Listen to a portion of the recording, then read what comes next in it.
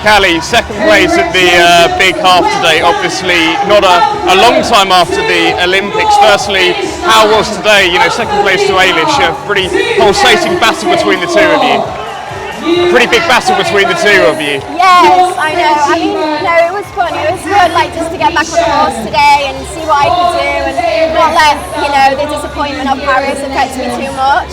Obviously, you're always thinking about your last race, so that was on my mind warming up. But I'm like, I was just trying to like maintain positivity and be like, no, I get to do this. I am so fortunate.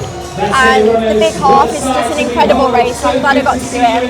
I gave it everything, but Eilish was just there on the day, like the last K, I saw her and I was like, damn it, I maintained that first place into the last K and I was like, fair play, like I just didn't have that extra to give at the end, but it was still, yeah, an incredible race and an amazing atmosphere. Because the two of you were actually quite close with each other until that final few K. How was that being side by her for quite a bit of it as well? I sensed every mile I was thinking, is she going to come soon? Like I knew she would, like I knew she was definitely getting to her best, and it's amazing to see her back again and in full Eilish form before we know it. Like, it's amazing to like race against Eilish again. Like, it's been a while, so yeah, to see her come past, I wasn't surprised. I was like, fair play on her. Like, you know, it was a great one. Yeah, and it was so good to run with the guys as well. Like, pick people off, and it's always it's great. And obviously with the Olympics not that long ago, how's the process been after the Olympics? Of course, it's been a bit of a roller coaster for you in more ways than one. How's that process been? I mean, life is very crazy and messy right now, but that's life sometimes, and there's so many highs and so many lows, like in daily life anyway. But right now, I mean, you just gotta not let the lows affect you too much, and just, you know, I'm not gonna let that training block before Paris. I'm not gonna lose that. Like, I'm not gonna let it go to waste, basically. Yeah. I just want to keep going, and this is what's actually getting me through the hard times. It's what I know, and I've still got some big goals, like what I want to attack like in the next year, like before the year ends. So I was about to say, obviously you put that Instagram post out about your mum's cancer diagnosis, and the reaction that you got was amazing. I mean, firstly, how was that reaction for you from like the athletics community, and then kind of going through that process and the build up to Paris as well? Yeah, exactly. You know, like it was. I didn't know whether to like put it out there to the world, but you know what? Like, it is life sometimes, and cancer is a thing, and it was unfortunate that we found out just a few weeks before Paris, but at the same time I knew people can relate, and I had so many nice messages of people who do relate like to what's going on, and trying to tackle a marathon on top of things like, you know, finding out your mum's just got cancer. It's like, but I'm not alone in it, and I do like really appreciate the support in the minute. It's been hard.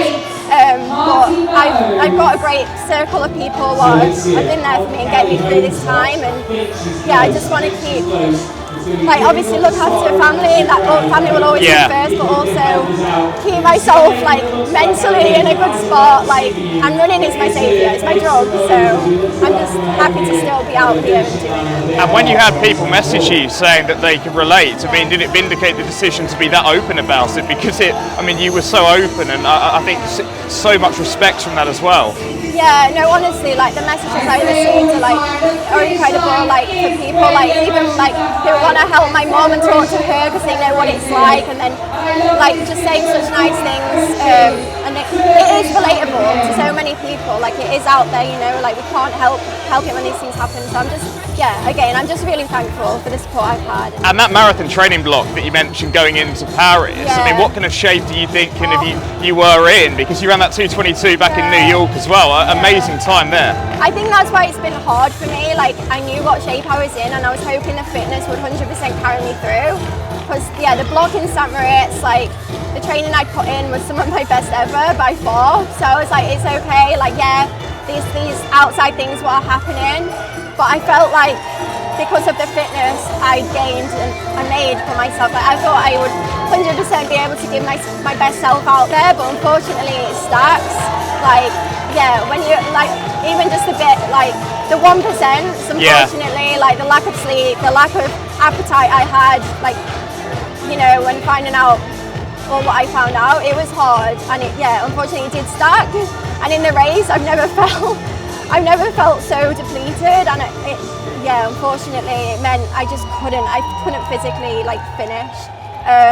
But you know, this is sport. Like I said, there's highs and there's lows, and this is part of it. And I'm here to ride it out still. Like, and I know it's not over yet. There's still other races, and fortunately, there's still other races on the cards. So what's coming up for you next then? What's in the plans? Yeah, I still want to tackle another marathon. I mean, I've had all that training. I still want to tackle one This year? Yeah, whether that's like a Valencia at the end of the year, or whether it's soon, like, because I've got all that training in my legs, I've got to like weigh that up in the next few weeks. I'm going to do some more key sessions, see how we go, and make a decision from there. How quickly do you think you can go over the marathon generally? Yeah, I'd love to get under the 220 mark. I think that would be the next goal. Like, I think my training blocks showed me that I was in like PB shape for sure. So I'd love to go under 220 and then just work from there. And finally for me, Calli, when you finish this year, and I know we're still a long way until January, how are you going to reflect on the year as a whole generally? Because it's been quite a year.